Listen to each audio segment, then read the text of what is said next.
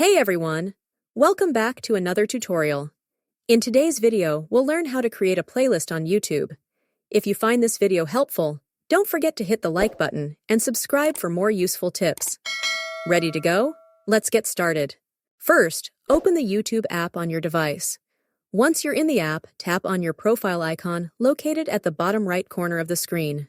Next, scroll up to find the My Videos section and tap on it. This will show you all the videos you've uploaded or saved. Now, to add a video to a playlist, tap on the three dots next to any video you'd like to include. From the options that appear, select Save to Playlist. When the pop-up appears, tap on New Playlist to create a fresh one. Now, type in your preferred name for the playlist. After that, you'll see the option to change the playlist's visibility.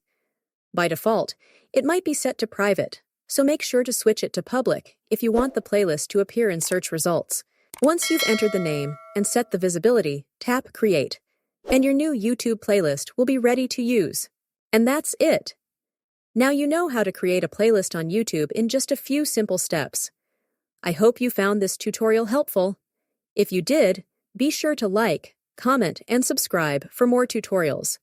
Thanks for watching, and I'll see you in the next video.